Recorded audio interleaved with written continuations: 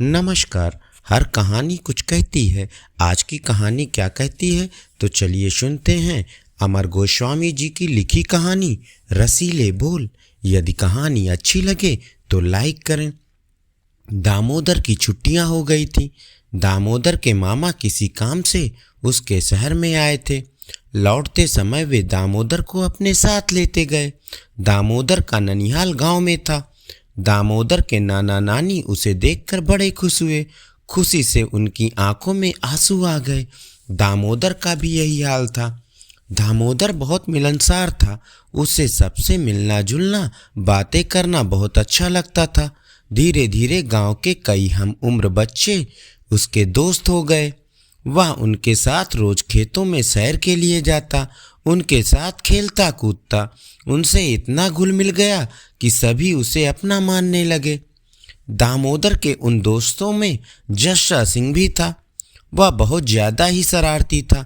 उसके हाथ में हमेशा कोई पत्थर का टुकड़ा होता था। जब भी उसे कोई जानवर नजर आता या पेड़ों पर फल दिख जाता तो वह पत्थर मारने लगता था, और कुछ ना पाता तो वह पत्तियां ही तोड़ने लगता। दामोदर उसे मना करता, उसे ऐसा न करने के लिए समझाता। जस्सा हमेशा अनसुनी कर देता। उस गांव में आमों का एक बहुत बड़ा बाग था जो अपने रसीले आमों के लिए दूर दूर तक मशहूर था। वह पुराने जमींदार का था जिसे अब कल्लन ठेकेदार ने खरीद लिया था। वह किसी को भी अपने आमों के बगीचे के निकट फटकने नहीं देता था। हर आम पर उसकी निगाह रहती थी। चिड़िया तक उससे डरती थी। गांव के बच्चे उसे फूटी आंख नहीं सुहाते थे। उन्हें देखता तो दूर से ही डंडा लेकर खदेड़ने दौड़ता था। जस्सा ने एक दिन दामोदर से कहा, अगर वह कल्लन के बाग के रसीले आम उसे भरपेट खिला दे तो वह जो भी कहेगा वह मान जाएगा। वह फिर कभी किसी जानवर को पत्थर नहीं मारेगा, न किसी को सताएगा। दामोदर ने मुस्कुरा कर कहा, अगर तुम अपनी आदत सुधारने के लिए तैयार हो तो मैं भी तुम्हें कल्लन के बगीचे के मीठे आम जरूर खिलाऊंगा। मगर जस्सा को पूरा भरोसा था कि दामोदर इसमें सफल नहीं होगा। दूसरे दिन दामोदर अकेला ही कल्लन के बगीचे की ओर चल पड़ा। वह बगीचा चारों तरफ मजबूत बाड़ से घिरा हुआ था। दामोदर ने कुछ आगे बढ़ने के बाद देखा कि बगीचे में प्रवेश द्वार पर बड़ी बड़ी मूंछों वाला आदमी बैठा हुआ हुक्का पी रहा था। एक दो लोग भीतर बगीचे की देखभाल कर रहे थे। दामोदर को वहां देखकर उस आदमी ने डांटते हुए कहा, इधर क्यों आए हो? यह आम रास्ता नहीं है। दामोदर बोला, मैं तो अपने कल्लन मामा से मिलने आया हूँ। कहाँ है वो? उस आदमी ने रूखी आवाज में कहा, कौन हो तुम? मैं तुम्हारा मामा कैसे हुआ? मैंने तुम्हें पहचाना नहीं। दामोदर ने हाथ जोड़कर नमस्कार करते हुए कहा, इस गांव में मेरा ननिहाल है। यहाँ मेरे मामा रहते हैं। इस नाते आप भी तो मेरे मामा हुए। कल्लन ने आंखें नचाकर कहा, अच्छा तो इस तरह तुमने मुझे मामा बनाया। दामोदर ने कहा, जिस शहर में मैं रहता हूँ वहाँ सभी मेरे चाचा हैं और इस गांव में सब मेरे मामा हैं। गांव में अपने दोस्तों से आपका नाम सुना तो मिलने चला आया। कल्लन ने कहा, बातें तुम बड़ी मीठी मीठी करते हो। गांव में आते ही सबको मामा बना लिया। तुम्हारे मामा का क्या नाम है? दामोदर ने नाम बताया। नाम सुनते ही कल्लन ने कहा, खुदा उन्हें सलामत रखे। क्या इंसान है, हमेशा सबका भला करते रहते हैं। अच्छा, तुम्हें मेरा गांव कैसा लगा? बहुत अच्छा लगा, मगर मामा सब कहते हैं कि इस गांव की सबसे खास चीज आपके आमों की बाग है।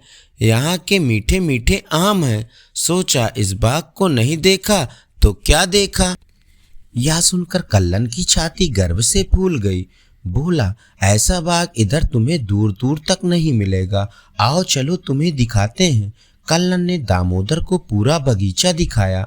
वहां पर आम की जाने कितनी किस्मों के पेड़ थे। कल्लन ने उसे एक एक पेड़ के बारे में बताया, आमों के स्वाद के बारे में बताया। उसे बताते हुए कल्लन की आंखें खुशी से चमक रही थी।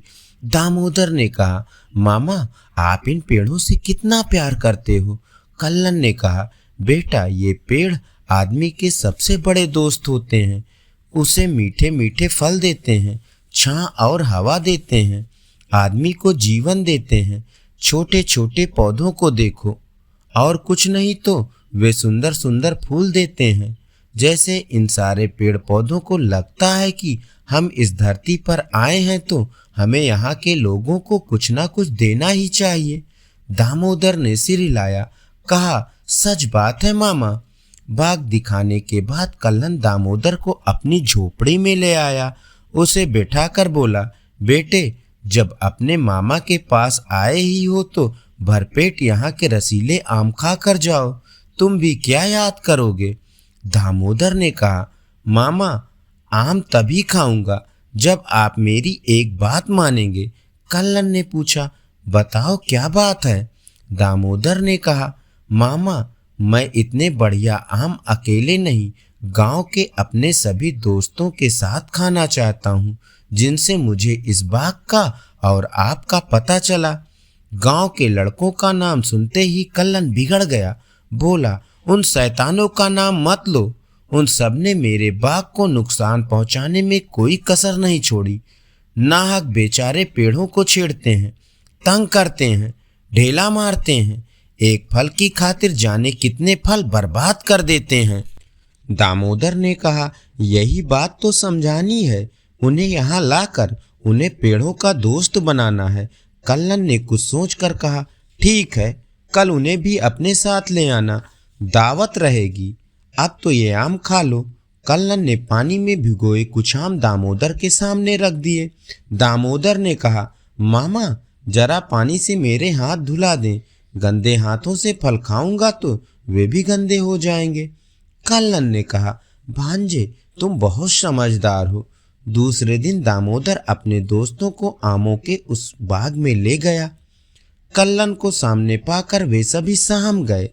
कल्लन हंसने लगा, बोला, बच्चों घबराओ नहीं, यहाँ खूब खेलो कूदो, मीठे मीठे आम खाओ, मगर कोशिश करना कि पेड़ों को कोई नुकसान ना हो, उन्हें तुम्हारे आने से खुशी हो, दुख ना पहुँचे, उन्हें भी अपने जैसा ही समझो।